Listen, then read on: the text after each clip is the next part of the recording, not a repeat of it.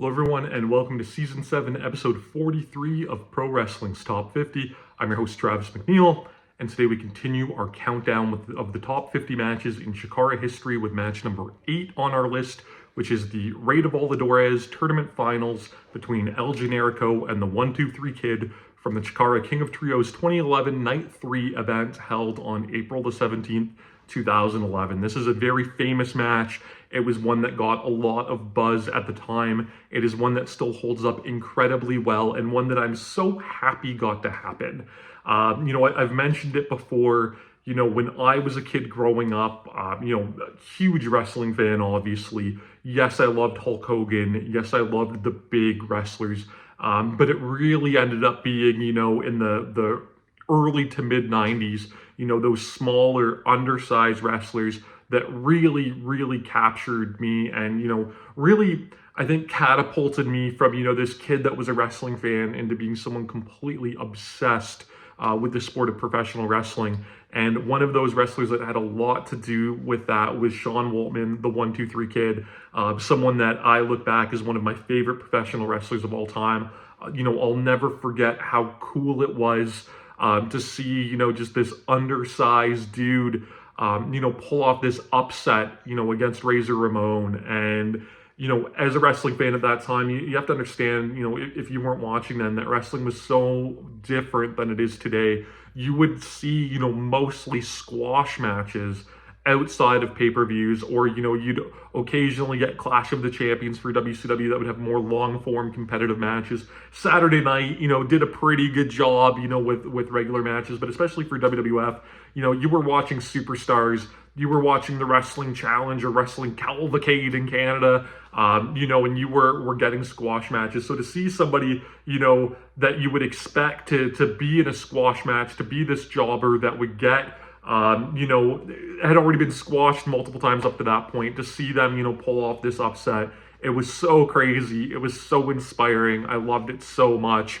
And from there, I just became this huge, 1-2-3 Kid fan. I remember seeing photos in PWI of his match at NWA Grand Slam 93 with Sabu, and seeing him bleeding all over the place and being like, oh my gosh, like the 1-2-3 Kid, the Lightning Kid, like he's all bloody. Who's the Sabu guy that did that to him? And I talked a little bit about that, in my ECW season, of just being completely obsessed with Sabu, despite not seeing any footage of this guy until he showed up, on Raw or in WCW in 95.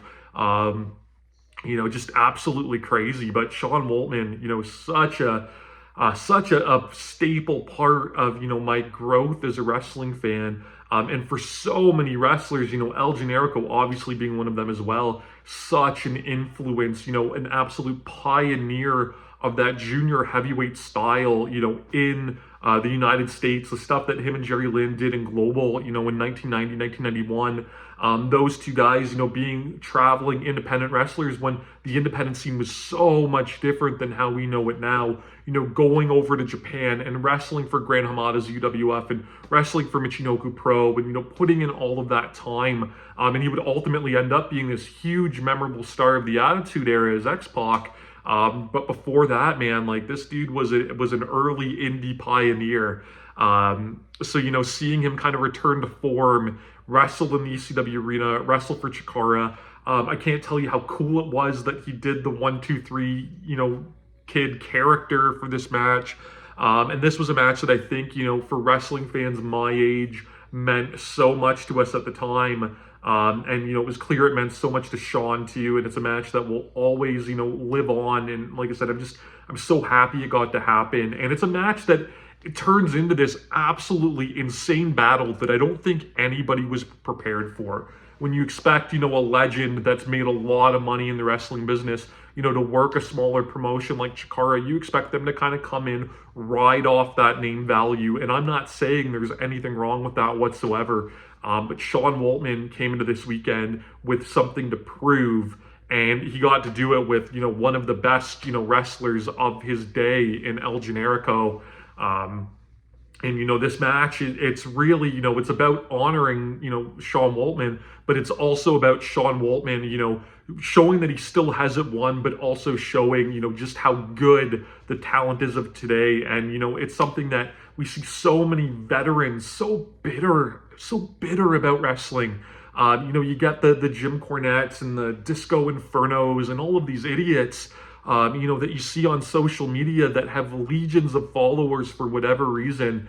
And I think it's just so toxic to the growth of pro wrestling. But then you see someone like Sean Waltman, walk in the door of CHIKARA, bust his ass, put over these young guys, and, talk about them being, the future and the present of pro wrestling. That's how it should be. If you truly care about something like pro wrestling, you want to see it last and you want to see it develop. And like anything, it changes with the times, and you can live in the past and, resent that, and overly critique it to an unfair amount, in my opinion, and give all of these dated thoughts, or you can choose to watch it and help it grow and maybe, help shape it in a way that you want it to go. But you can do that by being positive and being encouraging. And that's what so many of these veterans don't have. But a dude like Waltman, guys like Ricky Morton, Missy Hyatt, all of these people that I loved from my youth,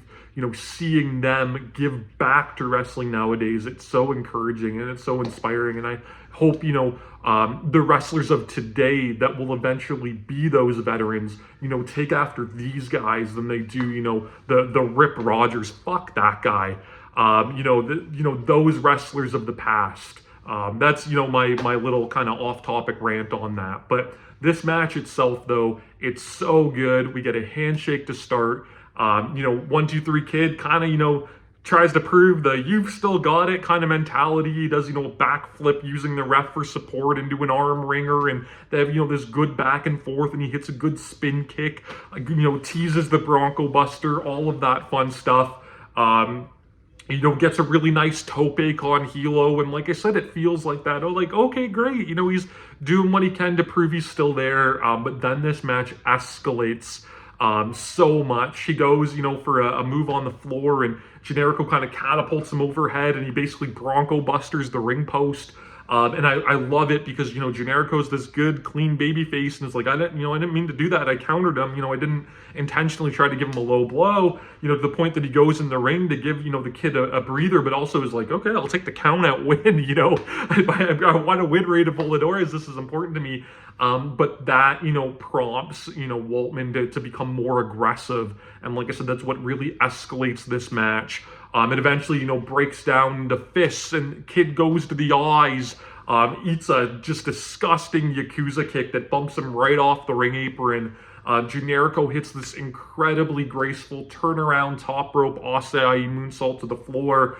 Really starts to get rolling with offense. He hits a crossbody, and the Blue Thunder, is unable to hit the Haluva kick. Waltman avoids it, and Generico comes in for a Rana, and Waltman hits that with a big Liger bomb.